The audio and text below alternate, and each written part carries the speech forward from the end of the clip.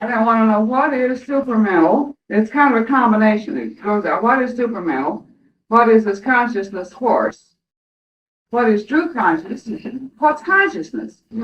Well, I think you should rather refer to the let me go to sleep. Well, it says this, that in this Hmm.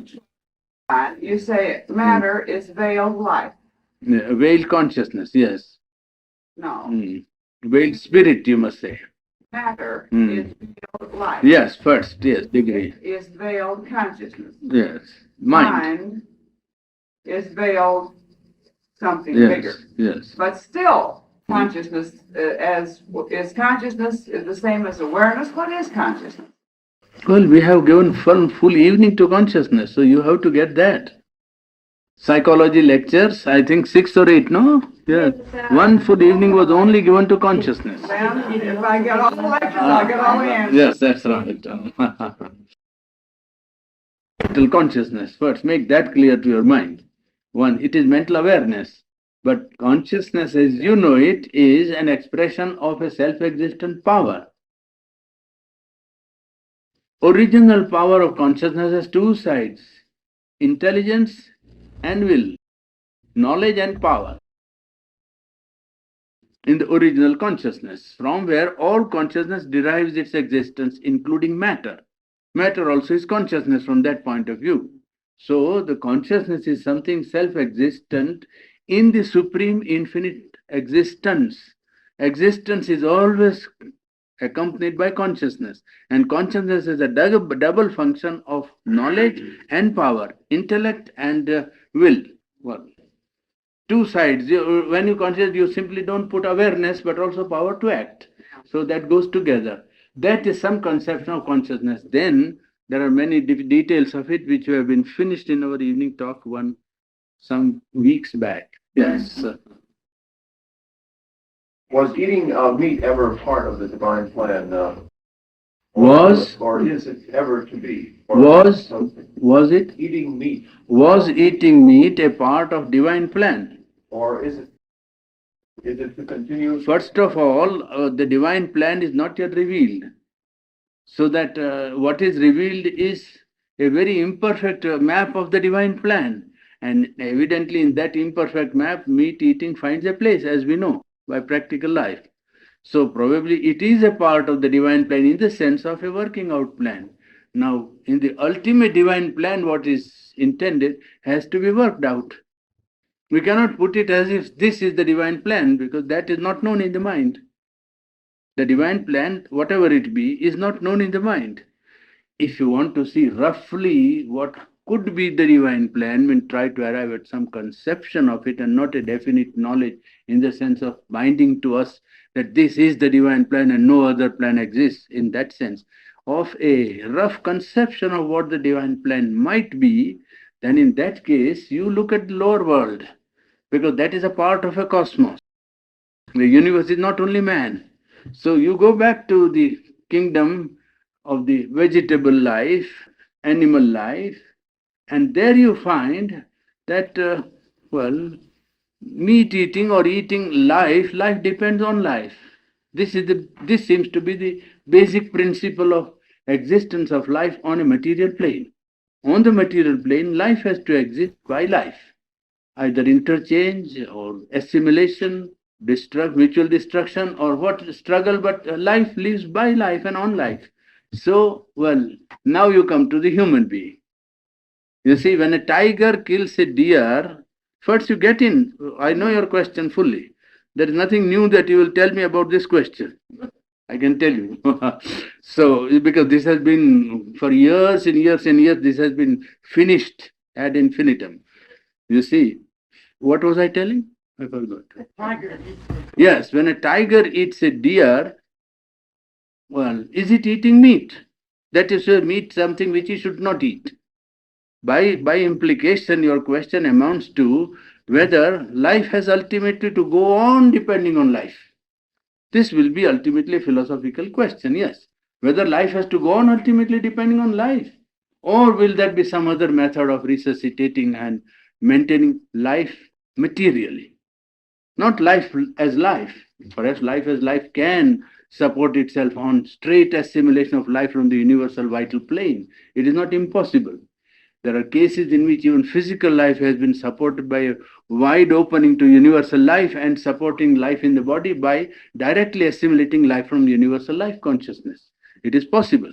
But whether life as it manifested in humanity can maintain itself without a material support of some life, well, in that case, we have to say that time is very far yet when life can go on the plane of matter, on the plane of body, without, well, some support of life expressed or embodied in matter, at least. Well, now, living matter or organic matter or inorganic matter, that is all the question. That's a question mostly to be decided by one's own decision, one's own inclination, preference, line of argument, necessity, physical, constitution, and so many questions come in. But mere taking of Thinking from the karmic standpoint, uh, a lot of people believe that man does have a karma to the animal kingdom because he has induced so much, we might say, pain and brutality and cruelty and suffering, plain suffering. Any way you look at it, it's suffering when an animal usually is killed. slaughtered, Yes, yes, killed. yes. In other words, how many of us would be eating meat if we had to go out and kill our own? That's always the ultimate question. As long as somebody else does the butchering, Yes, you know what I mean? yes, yes. We are willing and happy to Yes. eat meat is prepared for us. We don't have to see how it was Yes. slaughtered and what Yes. suffering it went through. Yes. But of course, if we had to go through all that ourselves, slaughter it and be able to study the poisons that accumulate after it begins to decompose and the emotions that are engendered in it, the act of dying. Yes, but this is human plan. Your question was not about whether meat eating falls into a good human plan. You're asking about a divine plan, I thought. Well, That's why that I one was, aspect yes, of the question. yes. Or in other yes. words, we could restate it, Hmm. is a vegetarian way of life more in keeping with the divine plan than the consumption of. Well, it would be difficult to make a very hard and fast rule about it. Because I'll tell you reason why. More. Yes, you can say that there are chances that a man not taking non-vegetarian diet, well, might be able to concentrate more or might be able to hold the higher consciousness in his vital and physical being better than somebody who is not taking vegetarian diet and so on. These are hypothetical questions to be solved by practice. But on plane of principle, that food has some effect on psychology. Let's come to that. You see, that food has some effect on psychology because if you're sensitive, even vegetarian diet would have sensitiveness to you.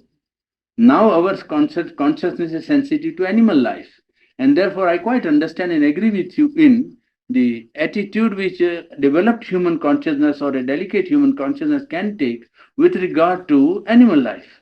But if your consciousness became more subtle and more, wide, it would feel the same for vegetable perhaps, because that is also taking life. After all, saying that animal goes through something and so on, it is quite right. I quite agree. And it would be good if one could act upon it also. But to say, if your consciousness changed from now, probably the vegetable kingdom also would have the same repercussions on your sensitiveness. So then you would feel that taking of life was the problem. That's how I put it. That whether the problem is whether life will have to depend upon some life. And it seems that for a long time to come, at any rate, physical life on the plane of matter will have to depend upon some sort of life. Now you can say that a degree, you say, no, to me the vegetable life is something which I consider is less developed, therefore I like to take that life. Somebody says that, no, I don't like the animal to be butchered or to be killed, and therefore I won't take animal diet. But there are people who don't feel the same compunction about food because their society has been so accustomed, the tradition has come down, physical constitution has now got the hereditary habit of certain food agreeing very easily with the physical system. And The same argument can be used for the eating, or rather the drinking of alcohol or the smoking of cigarettes, tobacco, and that sort of thing. yes. You could say that tradition has established these habits in the. No, but that is not a need. You see, that is a habit and not a need. Make a distinction between a need and a habit. Alcohol and tobacco are habits. Food is a need. Yes, yes, yes, yes. We are talking of need. Highly spiritual persons who have been taking meat, for instance. So I know this also, that their spiritual attainment is not affected by the food they take. And I know vegetarian people, this was one argument which I had at Haridwar. I don't know whether I told you. I was at Haridwar for 3 months in 1961, and there was the Arya Samaj there, and Arya Samaj is an organization in which there are two parts. One part is vegetarian, and another part is non-vegetarian. Where I was at Haridwar was a part dedicated to vegetarian diet, and so professors from that university, it's a university, Gurukul, you see, so they used to come down and always, sometimes 2 3 days continuously, this question went on. We went to the Shastra, to the Purana, Upanishad, and Gita, and so on, and fetched up everything from the Brahmanas. And I quoted them. My friend was there, so he was more expert in the Indian old traditional books than myself. And he picked up all the past references to show that meat was being taken by people in the period when the Brahmanas were eating. You see, the cow meat was prepared and the calf was prepared and so on. He showed references. But the Arya Samaj man was not convinced, you see. So he said that, you see, Upanishad says something that when you eat your food, it divides itself into three parts. And one part goes into making this your physical, and another to this, and third part goes to make your psychology and so on. All long discussion. So at last I got a little, I said, look, this is a question of interpretation, and there cannot be 100% agreement on this. Whether the Rishi in the Upanishad meant by food you having taken divided into three parts, what he exactly meant is difficult now to ascertain in absence of his clear declaration of what he means. It even you interpret it in this way, somebody will interpret it in another way. But let us take experience as a guide.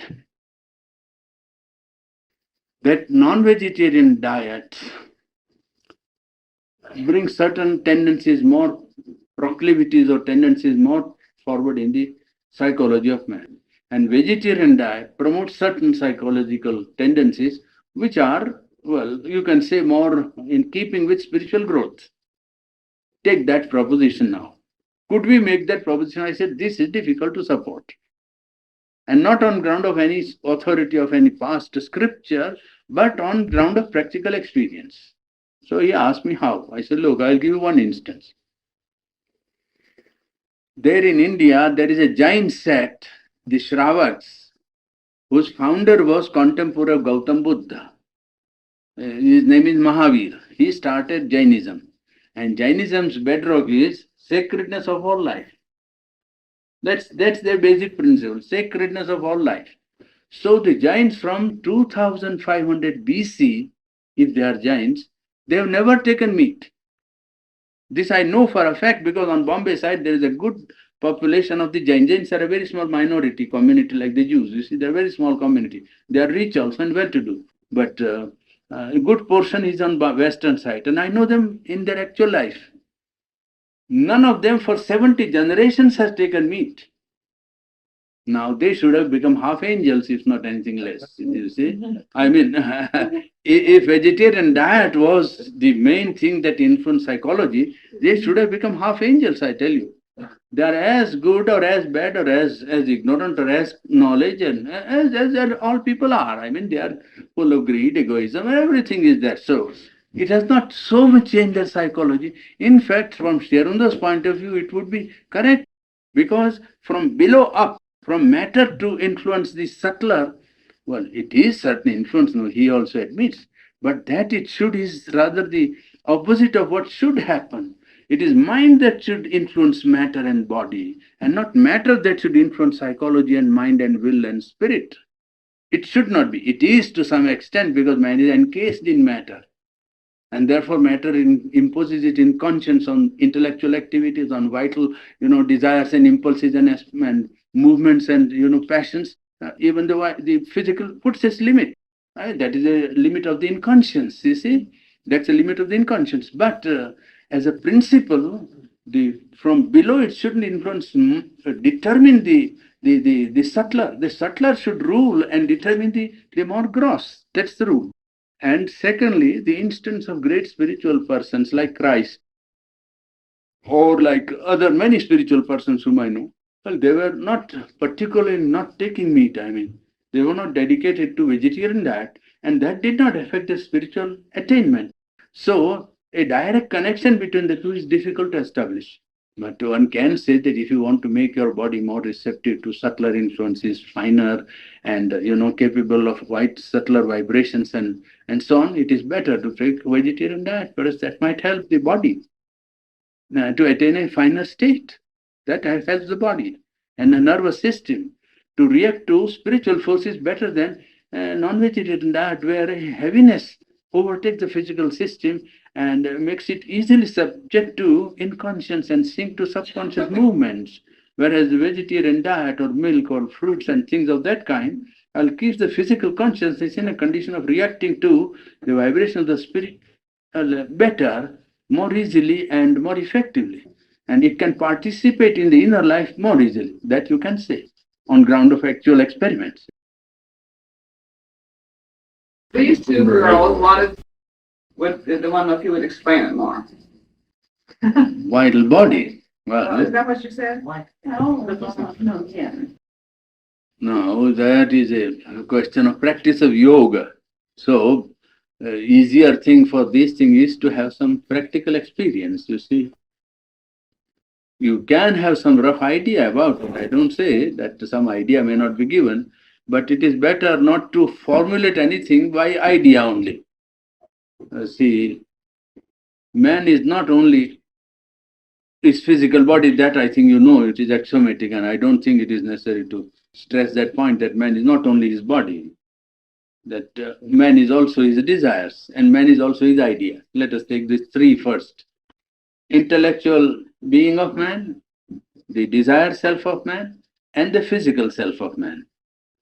Now, this vital self of man, we have discussed this in psychology, if you remember. We have done this whole subject very threadbare almost, you see, because it is a connected link, and there is no hard, sharp distinction between one to the other, because it all passes from one to the other like a wave. It is not as if there were even steps like that, cut from each other. It's like a wave, you see. The physical passes into the vital, and the vital merges again into the physical. Then again that goes into the mental, and the mental comes to the vital and the physical, and so on. The physical right goes up to the mental again, and so on. It is action and reaction.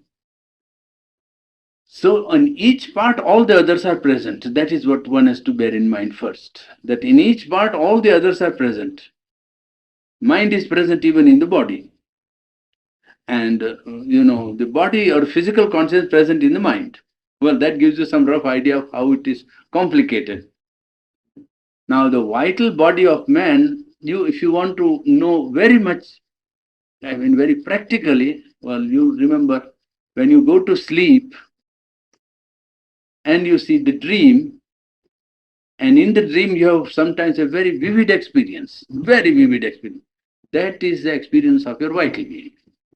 That gives you a very rough practical background of where to find your vital.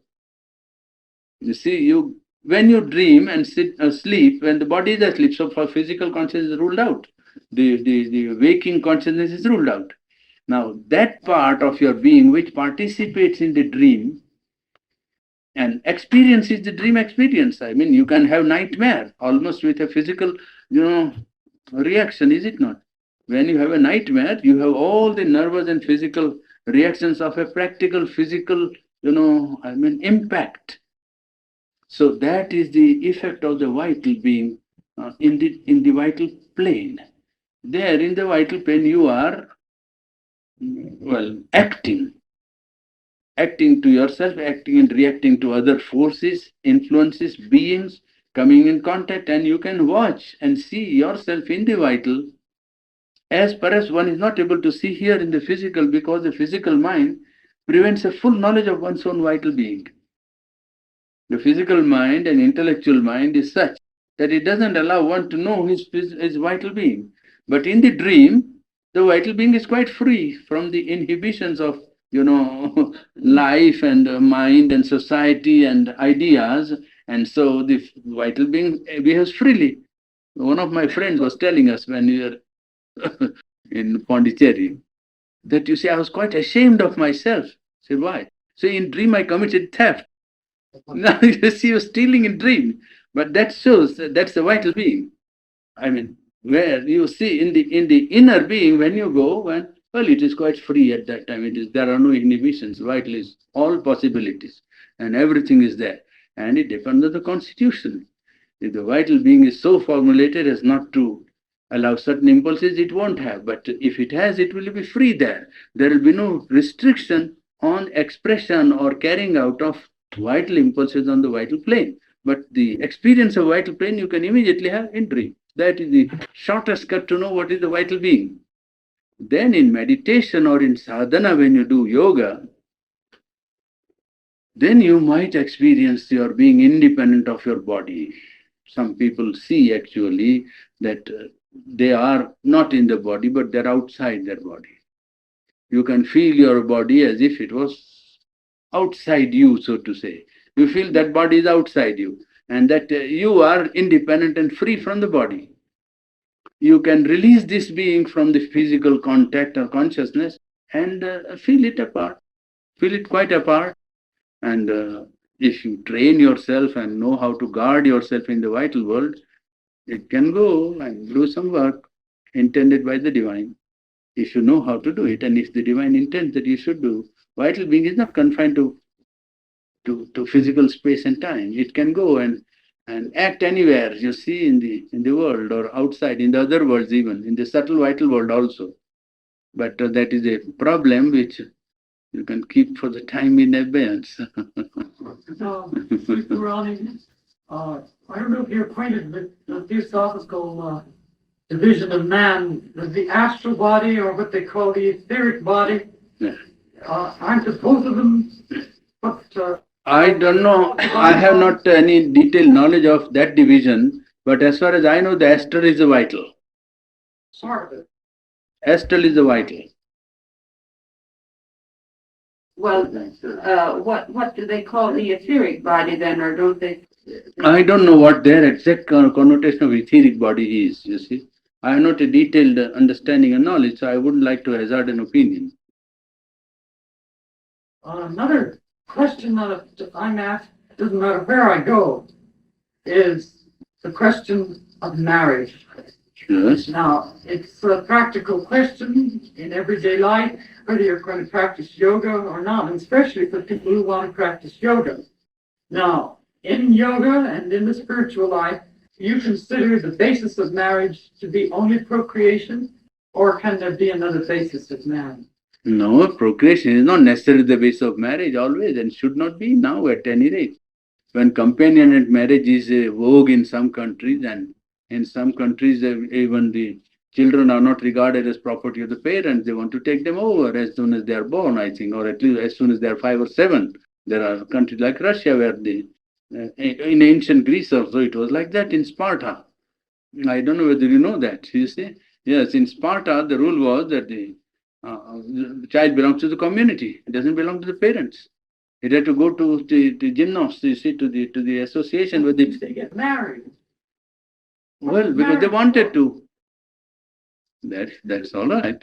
You see, the state was at that time in a condition of enforcing the some of the rules of the collectivity on the individual. An individual was not so strong as to assert his freedom, perhaps, or he thought this was the best thing. I don't know why they admitted, but this is a constitution that is written by Lycurgus and in Greece, and it was carried out for some years, and it was found that it is not good for Sparta. Ultimately, they had to give it up because Athens had no such constitution. Athens became more powerful than Sparta. You see, but that is apart from a question of reading of history. Now we are trying to see the basis of marriage need not necessarily be procreation, and in the light of the difficulty of population explosion as it is now the question all over the world, well, probably it is necessary more that marriage should not be primarily for procreation.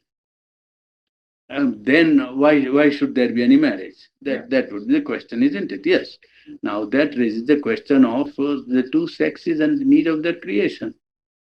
You see, if And what Yeah. the creation of two sexes and the purpose of it, so to say. Where Yes, yes. two sexes finally becoming absolutely alike for there aren't any differences.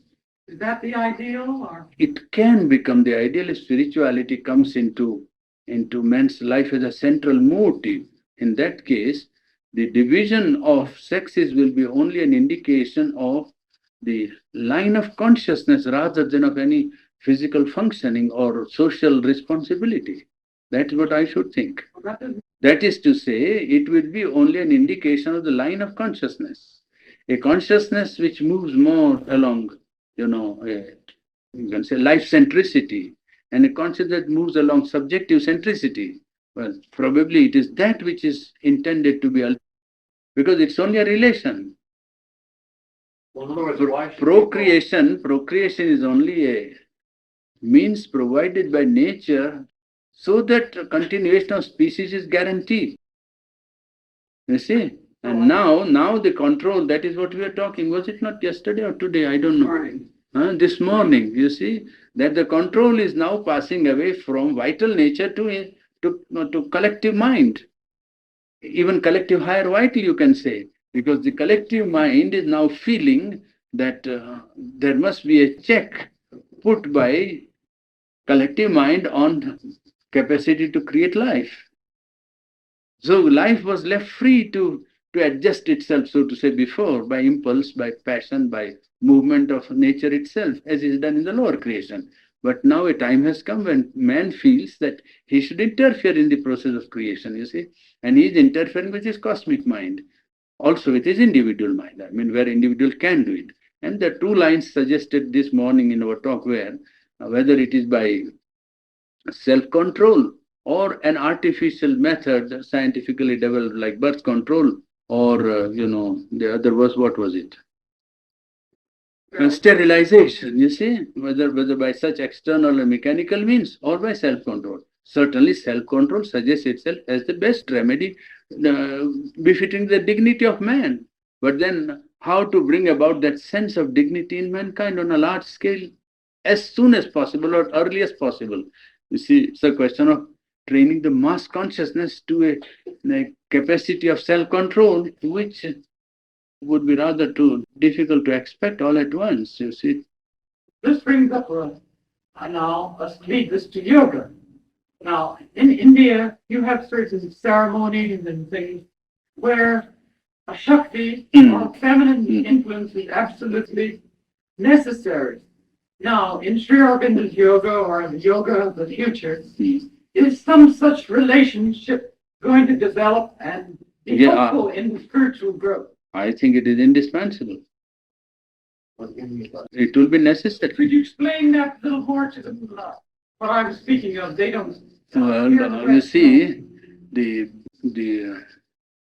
bringing down of certain, vibration of vital life and a vibration of dynamic movement of higher consciousness requires the coming together of two differently constituted human systems, you see.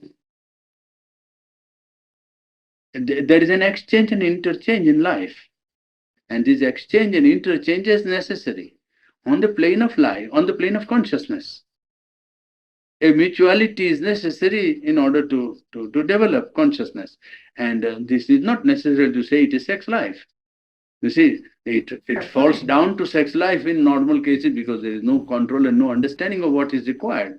But if a vibration of higher consciousness is to be embodied, an interchange is necessary.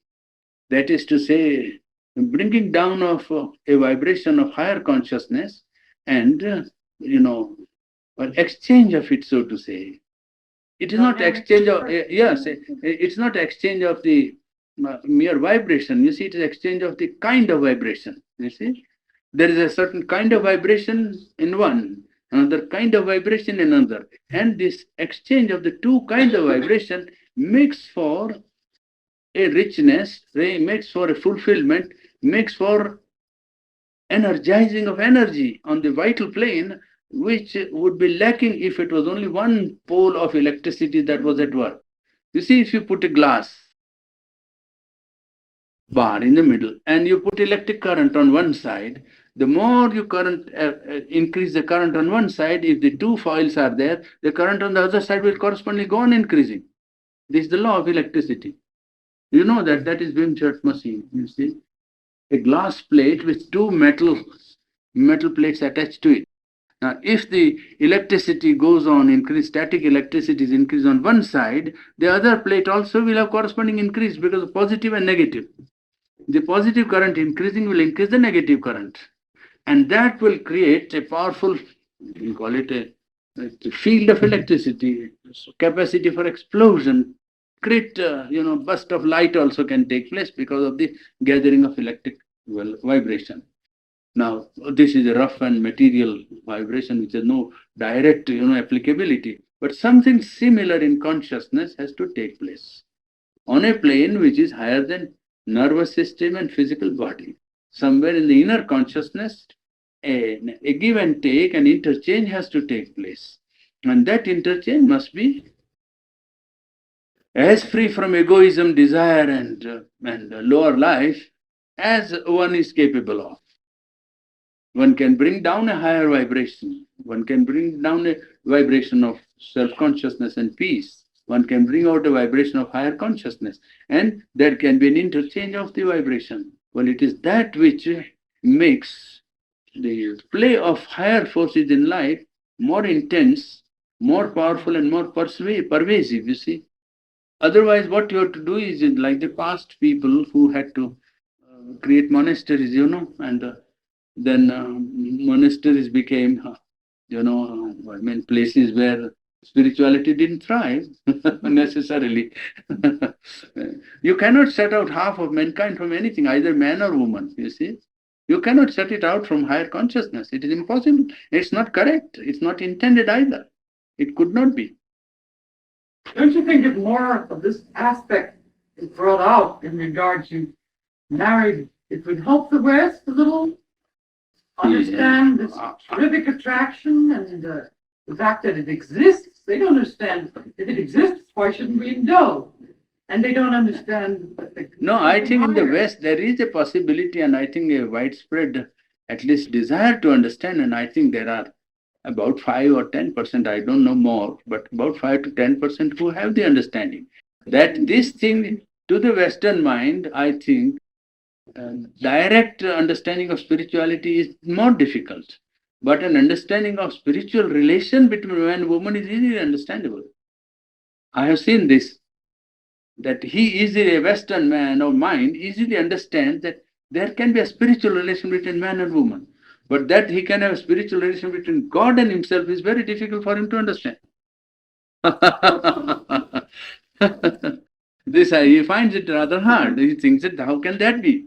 But this could be spiritual, and he can rise to a good height of inner life by living up to it. Well, question is of living up. How many can live up is a personal question, but there can be an effort, and I think it is quite possible that those who are earnest about it can live up to it. And then a real spiritual background can be prepared on which a spiritual life can be based. You can base the spiritual life on that. Is that the reason why Sri Aurobindo allows perfectly free mixture of men and women in his doctrine? Yes.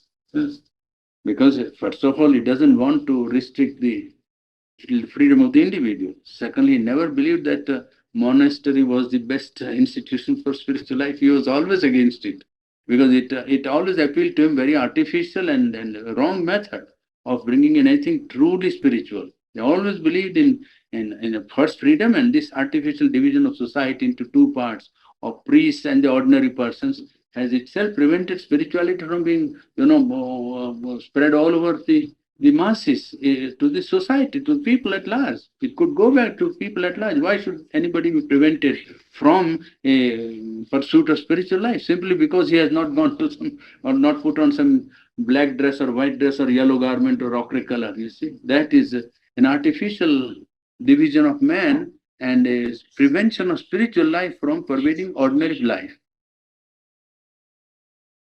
That's verified, isn't it, in his story of Savitri, that Yes, of the course. relation between Savitri and Satyavan. Yes. more or less a pattern of the It's a- woman of the future. Yes, How they yes. should, find a greater spiritual, each one lead each other upwards. So Yes, of course. That is exactly what is meant by real marriage. in other words, instead of just each one trying to find meditation as a path to God, they can actually do it through their own higher vibration. Yes, yes. When Savitri's declaration is that she has found God in Satyavan. This is the word she uses. I have seen God in Satyavan, she says. And he says that, what has happened to thee? And then he said that, oh, the sun grows a shadow of thy light. What a realization. You can't imagine. Yes. The sunlight grows the shadow of thy light. Satyavan says to Savitri. I think a book should be written about that book. Oh, I have written one, and I think I'll write another if I'll have time and energy long enough. A real brief analysis on man and woman of the future.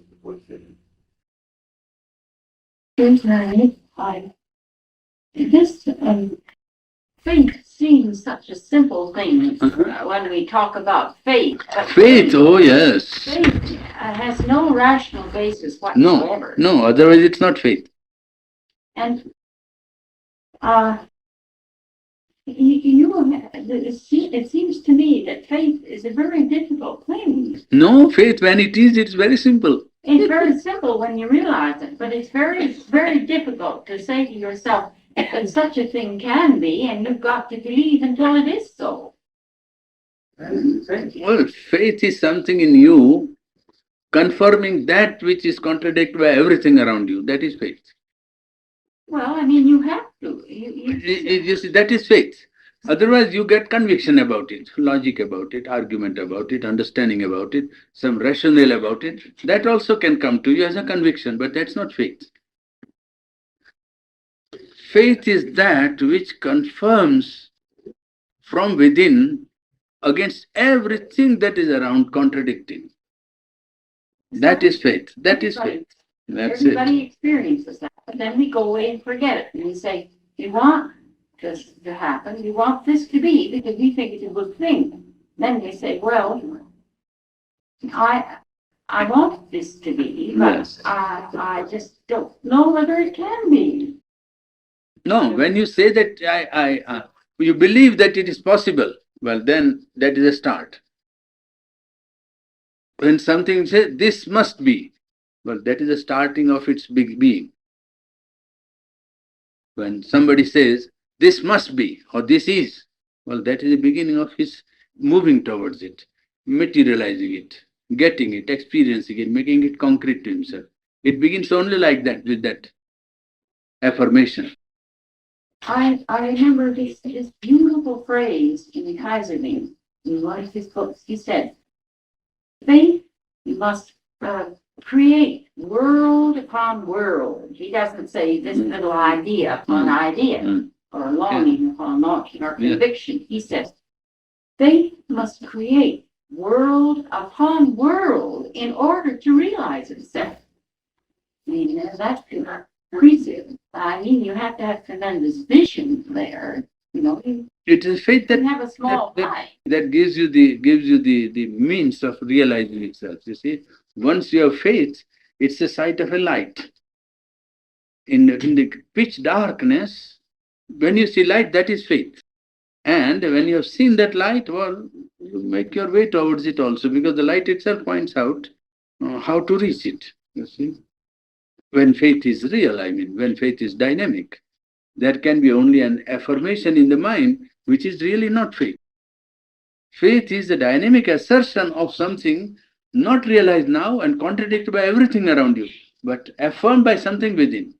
Then that becomes something living that will not allow you to rest content till you make a move, 1 step, 2 steps, 10 steps towards it.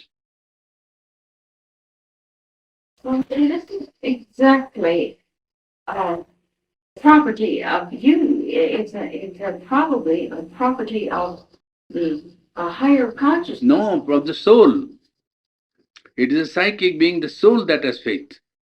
And when any part of you feels faith, It is the psychic being that asserts through that part. Psychic being alone has faith, true faith.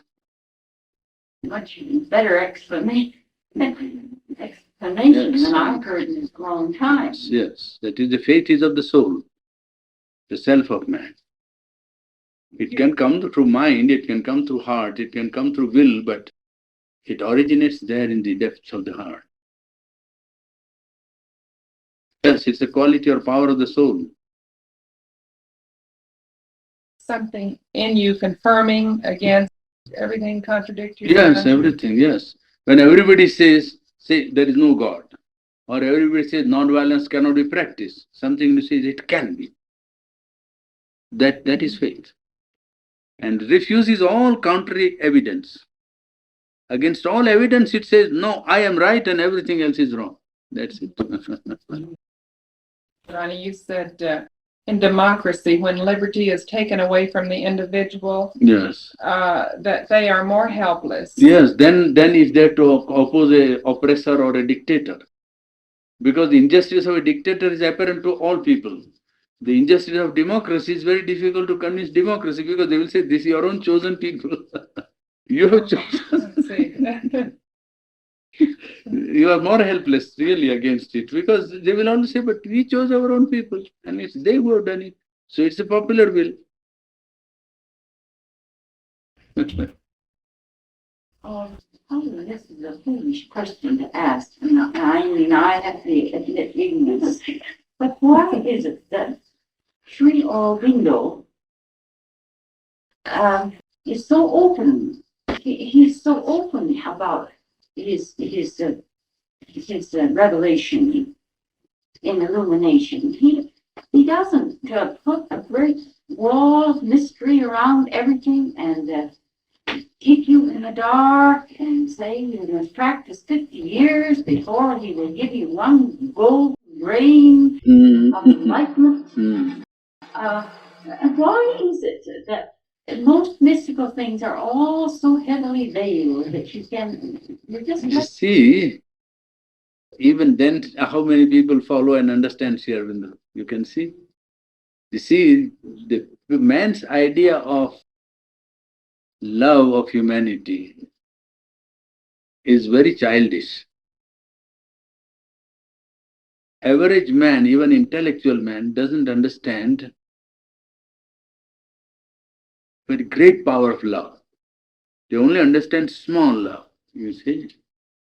And that is what renders Sri Aurobindo's understanding more difficult because he does not come down to the plane of, the mind and your plane of life and society and say, this is good, we must do this, let us do this. Because he sees that won't solve the problem. You see, not that he doesn't love mankind, but he loves it more intensely than these people who shout ignorantly about remedies. Well, he knows the remedy and then he says that if I go and show them this remedy, it is not good because that is no remedy. But he wants that mankind should be saved because he knows that they are divine and how to make them divine. Well, he knows the remedy and then he says that if I go and show them this remedy, it is not good because that is no remedy. But he wants that mankind should be saved because he knows that they are divine and how to make them divine. Now, for not less than 40 years to go on, in spite of people not understanding or misunderstanding and thinking, oh, what is this, what is that, what is that? That's what people thought. But real love, which doesn't require any return, people never understand.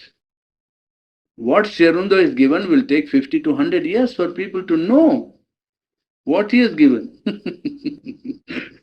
They are so satisfied with what they are and what they are doing, they don't want to understand the radical remedy which is given to them, simply to bring light to them.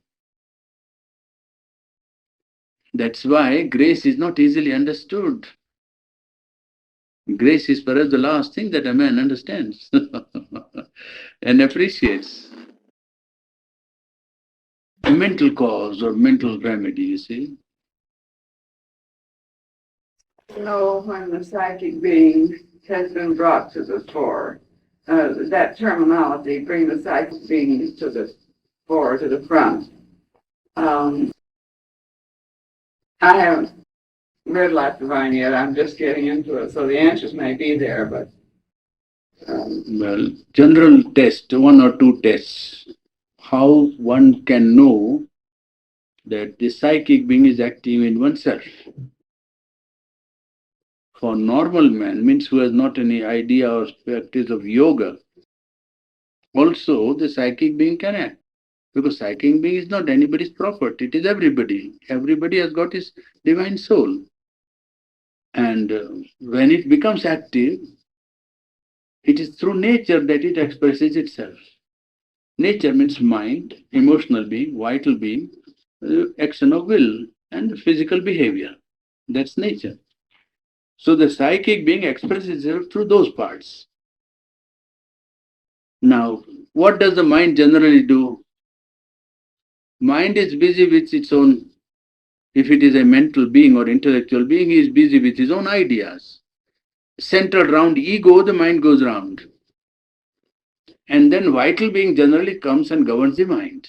Desires, impulses, ambitions. And mind is busy how to serve the vital, how to satisfy this demand of life and desire and ambition and what to do in order to. And mind is busy going round. Now, these activities are not psychic. You understand? But they are good for growth ultimately out of the knock and shock of right and wrong and knocking about and trying to see, fulfill desire. He finds he can't do it, then he retraces, then mind thinks why the desire was not fulfilled. Then again mind tries, and it is a, rule of elimination of mistake and learning by falling down and getting up and falling down. When the psychic actually does intervene by your wantings mind, sometimes this mind, mental consciousness or vital consciousness, feels that this is not right and what I am doing is not correct. The ego gets, what you call satiety and a sort of surfeit or depressed or frustrated. And then it says, oh, but this doesn't give me what I want. It's in those times that the psychic being gets a chance of doing something to come forward. In fact, psychic might bring it about also by a sort of manipulation from behind so as to drive it to seek its help, you see, the being. So when the vital is not satisfied, ambition and desires are knocked out or frustrated, then there is a chance when the man withdraws a little and thinks. When he seeks something else, well, then he finds that something from inside can come out. And that which comes out that time is a psychic being. Now, not that all depression necessarily leads to psychic leading. How to know that this has come from the psychic? If it comes in the mind, the first movement of the psychic being, what is right? What is truth? That is a question which it will make the mind to put. When the psychic impels the mind that is impelled by the psychic being will say, well, no, I want to do this. Well, it says, is it right to do it? Am I right if I do it? That's a movement of the psychic. Seeking for truth for its own sake. Well, that is one movement of the psychic being. Then in doing things, seeking, trying to decide what is right. Is it right? Am I correct? Well, that is second. Or thirdly, it might say, is it good? You say, is this good?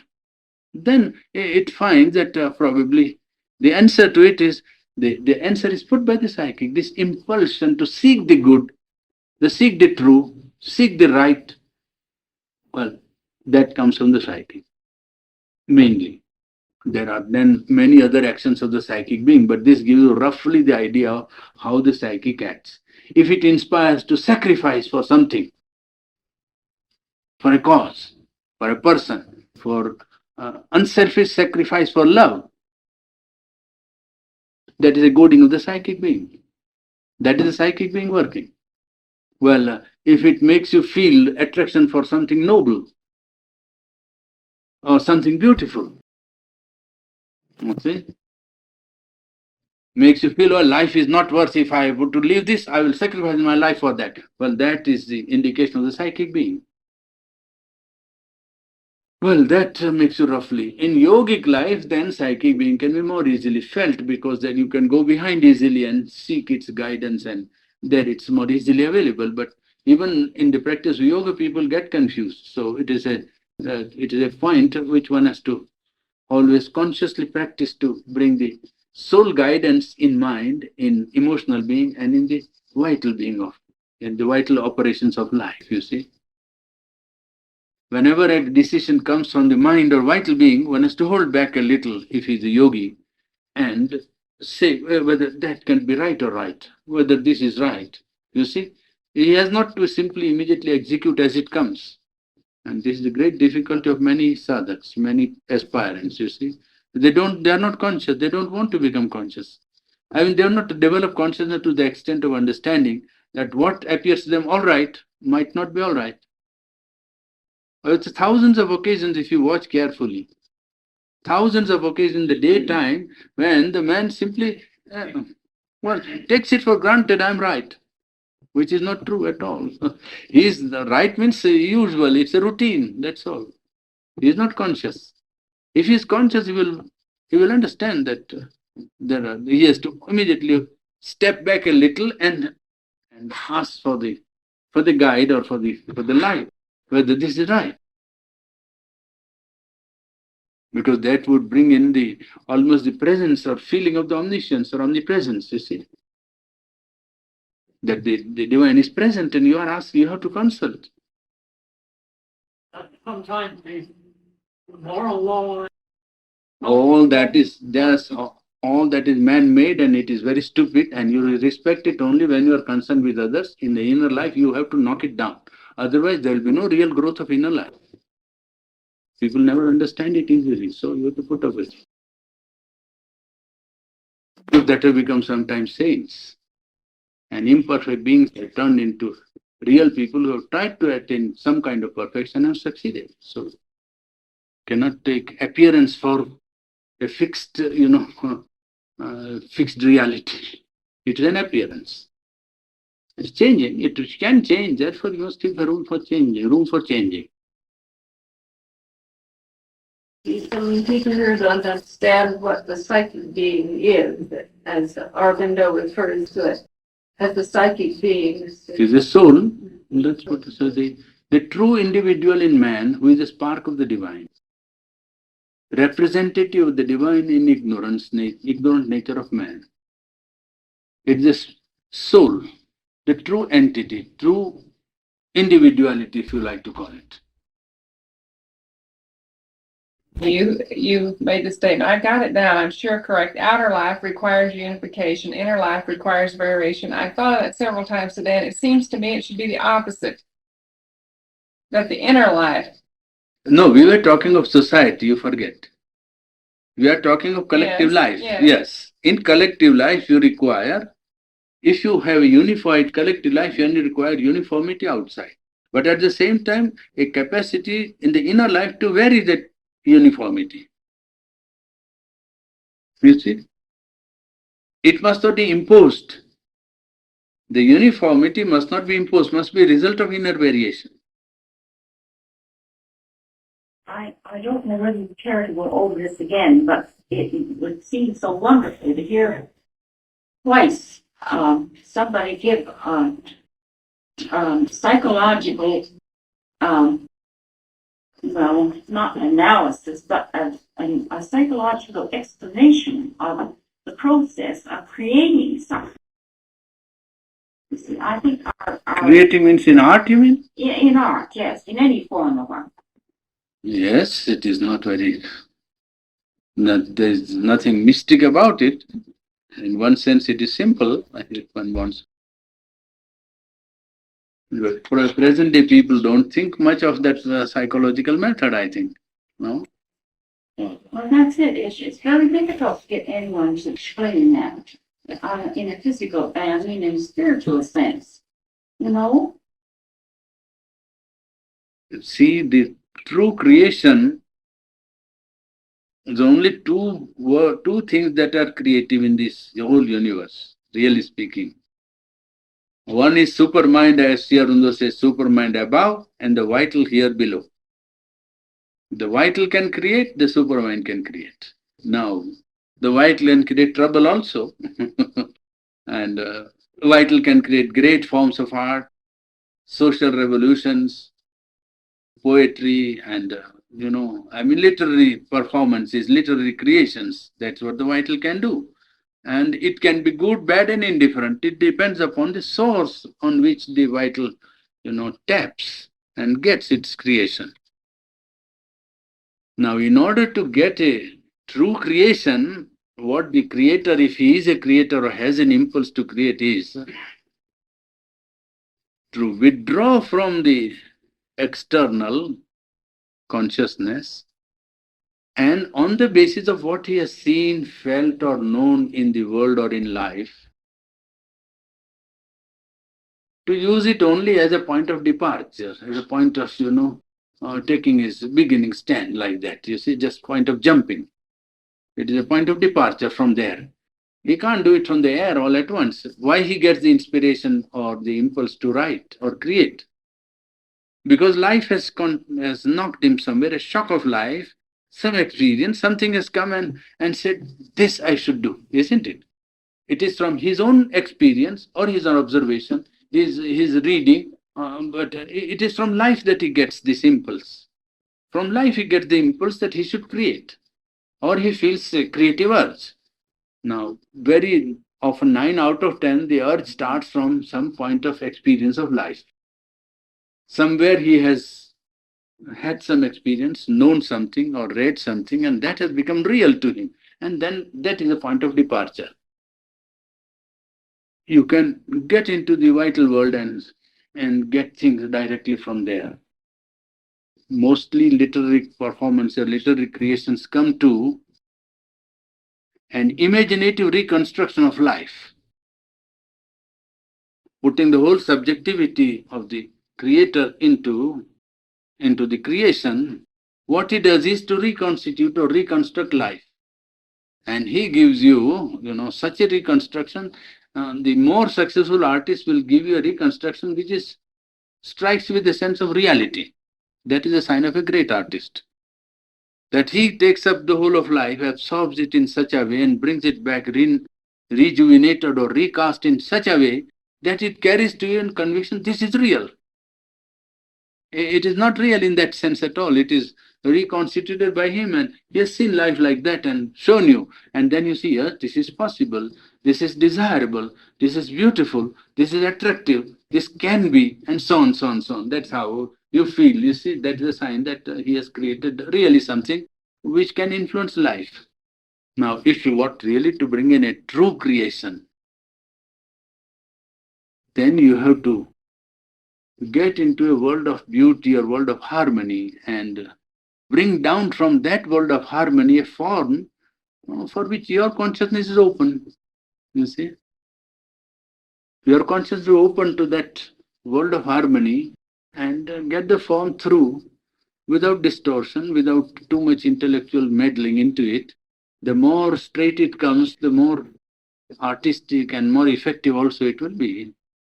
And that is a true creation, proper creation, which can influence the life here for uplifting. You see, you can create something which will confirm life into what it is, which some of them do actually. Confirm life into ignorance. You can do that by a powerful creation like Anatole France, or people who say two things only exist: man wants to live and man wants to procreate. That's all that you learn from all that he writes and criticizes. It's good to learn that man is an animal. There's nothing wrong in it. That lesson is not bad. But as an artist, if that is the only thing you say, well, it is confirming man into what he is. In one sense, it is good that man knows what he is. In one sense, it's a service. But then another side of creation, from a creator's point of view, it's a severe limitation because he shows no way out. He only says that this is all, and then it almost comes to a justification of what is, rather than pointing out a way of what should be or what ought to be. The function of the artist is to create a world of beauty which will attract the human soul towards it and, raise life. Well, if you say you confirm life into what it is in one sense a service indirectly, of course, by saying, pointing out to people, you think you are so, but you are not so high. You are like the animal. That's good. That's it. But it's a negative service. It is a service, but it is a critical intellect and not creative, really speaking. You see, that's at work. Fashion relative to the stepping backward and saying about asking the life whether it's right or not. We read so frequently of having the spontaneity of a child, No. and yet how the spontaneity of the child and the reserve of the wise one, how do they relate? Spontaneity of a child, I think, is rather difficult. Well, For modern mind, a modern mind is so sophisticated and so full of artificiality that even for it to feel that it's like a child would be an artifice. You see, would be. well, is it Zen or is there something to stress the living purely with the spontaneity? See, spontaneity of a child is spontaneity is one thing, but spontaneity of a child is another thing. Or maybe I'm mixing. Yes, you see? Probably. Yes. Spontaneity of a child is rare in modern mind because mind is very sophisticated and people even, you go into the world of culture and you will find so much of, simplicity itself being an art, reduced to an art and calculated, calculated behavior to show want of calculation and so on. Terrific it is. Very artificial. It is very artificial. And it's very difficult to get the spontaneity of child life. That belonged to a time and to a condition of man's consciousness when man didn't require mind. Now he can't do without this intellectual clarity or vital understanding and growth. You see, he can't do without it also now. It would be risky for him to be like a child also, perhaps. I wouldn't be surprised in modern world. You see. Yes. Divine grace, I don't say no, but it's really a hard job. Felicity comes from the heart and does not come from the mind. And the difficulty is that the modern man's two centers are vital being and mind. And they are not prone to simplicity. It's only heart. And to act in the right impulsion of the heart, not allowing mind or vital being to interfere, is a rare phenomenon. What would you say the spiritual attitude, or what would maybe you heard Pharaoh have expressed itself in regards to these nuclear tests and the going into the atom power, atomic power, value to our civilization or into the... Well, I don't know why it should not be. I don't know why it should not be. Only question is with what object man is doing it. That's all. The process of the action is nothing much to recommend or to say much against it. I mean, there is hardly much to say in favor or against. If man wants to do it, he is welcome to do it. The question is why he is doing it. What does he want to attain or what does he want to achieve by it? That's all. But the fact is that they're doing it for war. I don't know that Using this for something in the future, though. It can be. It can be. It is in fact a pressure of the higher consciousness, I think, which is bringing out new potentialities of matter itself to threaten man. That he has to change. You see, it's probably the pressure of the higher power itself which makes available more easily these dangerous possibilities of matter to man, so that man may be forced to consider the problem of what is he here for. What is his fulfillment? Wherein consists his fulfillment? That question that he has to change, he will realize only when he faces such danger. He has to change. Then he must now find out in which direction. An infinite power given to ignorant egoism of man. Unless he rises to an infinite consciousness correspondingly capable of organizing this for the good of the collective or individual life, how is it going to square? Because the very fact that God has allowed this power to be discovered. Yes, exactly. That is it. Yes, of course it is. Yes. It is given only as a pressure to him to bring home to him the need of changing his own self. I think it is coming gradually through not willingness but through fear. Well, that's how it comes sometimes when man is not willing to make a conscious effort. Effort will be pressed upon him by necessity, by fear, by circumstances, by play of forces around him. He will have to face it somehow. He's trying to. All this discovery in outer space, you think this goes along with the cosmic consciousness? Yes, yes, that's the extension of man's consciousness beyond the earth. It is a good thing that his physical consciousness is now feeling wider than the limitation of the earth, that even physically he can feel that he's part of the cosmos, is physical. It's a good sign of expansion of consciousness. It's a good thing.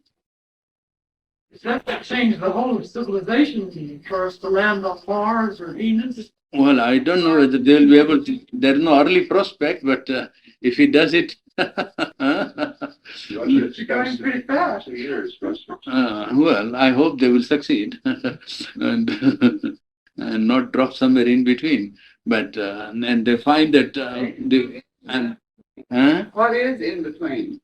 well, empty space of ether, where the human being can dissolve into ether itself. There's nothing wrong in it, I think. No, not empty. It is all ether. It is a medium which connects. If it was empty, we couldn't go there. Dispensable, you see.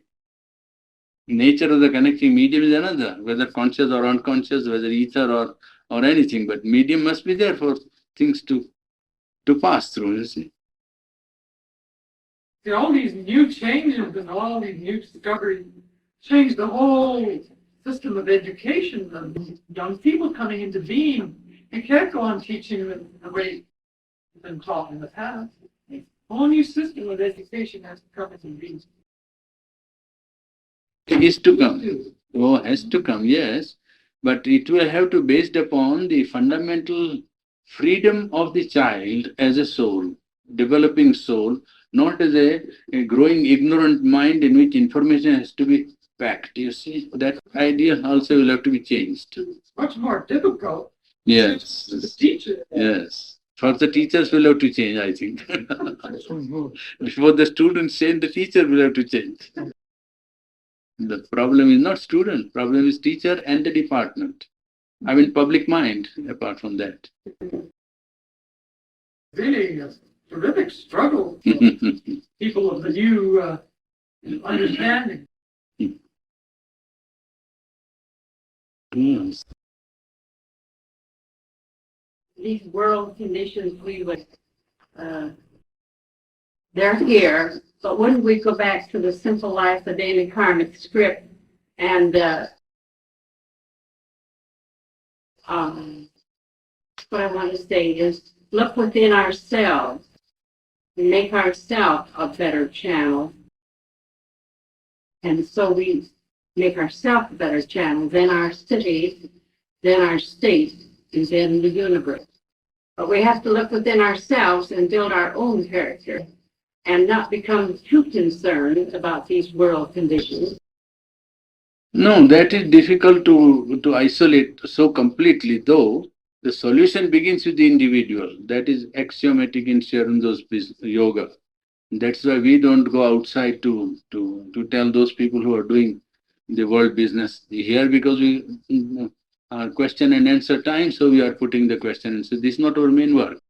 Our main work is how to change the human being and how to make the human being open to the higher light. That is our main work. And also, the higher light is not something that leaves the collective life outside its field of operation. So, if the inner life in a consciousness, individual consciousness, widens into wide cosmic consciousness or the collective consciousness, then it can see the solution for the collective life also. And it is equally open to an inner light, which is widened into collective consciousness to give solutions for collective life as they are seen in the inner light. You see, it's not to get busy with the outer life of man, no, but to see in which direction the collective life of man must move in order to fulfill not only man's individual existence but collective existence on earth. Problem is duplicate fulfillment of the individual, fulfillment of the collectivity, and they go together because the individual and collectivity cannot be isolated. They always act and react upon each other. You see, that is always an interaction is going on. Individual owes much to the collectivity. The collectivity owes a lot of its progress to the progress of the individual. So that they are always together because they are aspect of one reality. One reality is manifesting itself on three positions. That's what I put this morning. The transcendent aspect of the Supreme, the universal or collective aspect of the Supreme, and the individual. These three positions are of one omnipresent reality. So, one omnipresent reality appears in our material world at 3 points: individual, collective, and beyond collectivity and individuality. That which is beyond is guiding the two, and these two act and react upon each other. So, centrally, if a progress to be made on earth, you center your effort around the individual, but also know that ultimately this has to become a quality or a power or something available to the whole. Otherwise, there is not full fulfillment because all have an equal, chance and right to, embody the divine consciousness. And collectivity is as much entitled to it, then as the individual. So someday, if not now, a collectivity has to come into being in whose constitution the realization of the inner light or divine consciousness is the priority of their life. A collectivity has to arise someday, not now, I don't know when, but it has to come into being, putting the realization of the divine life in the individual as the main business of collective consciousness. And that will come slowly into being. That I have faith and I know it will come. But how and when, it is not, it is a hand of the cosmic consciousness and the individual striving. So it has got to come someday. Flight of the Vedas. Oh, I'm only going to be here another night. okay. Think you could just have a few minutes, your little recitation? I don't remember now what I spoke. No, I don't mean to speak you, to recite some. No, I don't know. one or two. Well, I think you can hear Ishopanishad. No, Ishopanishad. I have recited Ishopanishad. It is there, record. She wants you to do it now. Get out of this room. Get out of it. I don't. It doesn't come like that to my mind at once. When the flow is there, it comes like that. And now I don't get that. What did I speak yesterday? Somebody asked me Gayatri. I remember Gayatri. Yes, that is simple. It's a short one, 24 letters only.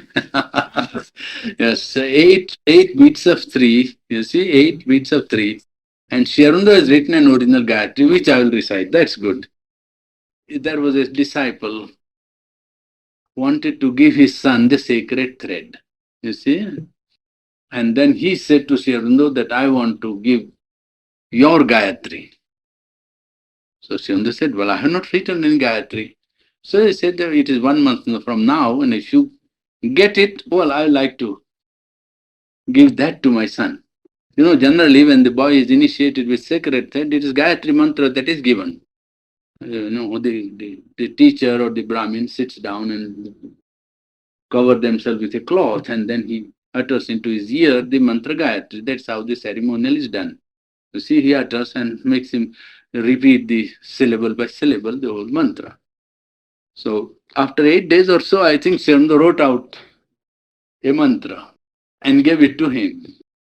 And we got it that day. You see, I carried to my friend whose son was going to be given the sacred thread. And the mantra was it was really a mantra. I myself wrote 1 or 2 afterwards, but that was subsequent. tat savitur varam rupam jyotih parasya dhimahi yanna satyena deepayet. That is the mantra of Gayatri. Tat savitur varam rupam jyotih parasya dhimahi yanna satyena deepayet. Om, they will say, Om tat savitur varam rupam jyotih parasya dhimahi yanna satyena deepayet. Now, tat savituhu varam rupam, the supreme beautiful light of that supreme illuminating light. The form, varam rupam, most beautiful form of the supreme light, which is Jyoti Parasya, which is the light of a still transcendent supreme. So, truth consciousness, which is the light of a supreme consciousness. Jyoti Parasya, Dhimahi, on that we meditate. To that we give our minds. We put our mind upon that. Upon that Varam Rupam, that beautiful form, the truth form of that Parasya Jyoti, the light of the Supreme. Yanna Satyena Deepaye, and made that light enlighten us with its illumination. By its truth, Satyena Deepayet. Well, that was the Gayatri. You said a God, and now I suppose there was just one. No, this is a modern Rishi. Why? The line of Rishi is not extinct. Shiranda is Rishi. Well, just how would you translate Godfrey itself in English? Well, I have translated. It is translated in evening talk. It is given in the evening talk. It is in the evening talk translated. We meditate on the light supreme, yes. No, just the word. Just the word. Oh, Gayatri. It is a name of a rhythm. Gayatri is the name of a rhythm. There are 4 chief rhythms in the Veda. You see? Trishtup, Anushtup, Jagati, Gayatri. There are others also, 8 or 10, but main. So, Gayatri is the name of a rhythm which takes 24 words, 8 part of each. You see, 8 made of each part, each foot made of 8 words. That is Gayatri. 3 means 3. 3 means 3. So, Gayatri is a rhythm. And rhythm which requires 24 letters, 3 parts divided into 3 parts, 24 letters. Each part of 8 letters. You see, I'll give you a demonstration. So it will be easy to understand for you. Each one of these is 8 words. Very, very simple. It is one of the simplest thing you can do. You see? 1, 2, 3, 4, 5, like that you go. We'll divide this. Now, 8, 8. These 3 makes Gayatri. All. Yes. Which more 8 if you add, it will become Jagati. 32. Would you read More. what you've written there? Well, Tatsavitur Varenyam Bhargo Devasya Dhimahi. Also, but the second one. 8, it will become another rhythm, Jagati. You see, if you have 18 and 19 in 2 lines, it will become Anushtup. You see, another, and so on. Trishtup, Anushtup, Jagati, and Gayatri. They are the 4 main rhythms of the Veda. There are 7 rhythms on which the Veda is written. 7 chief rhythms. And according to the Vedic seers, the universe is maintained by 7 rhythms. Chanda, they will call it Chanda, is rhythm. You see, material rhythm, vital rhythm, mental rhythm, like that. You see, vibration each. You see this, yes, prosody, it's 24 letters to Gayatri. That means prosody, word measurement. You cannot write Gayatri any way you like. 24 must be there and divided into 8 3 parts. That's it. It is prosody, really speaking. But prose prosody, there is no vowel content. You see, though from the length and the short syllables, the word.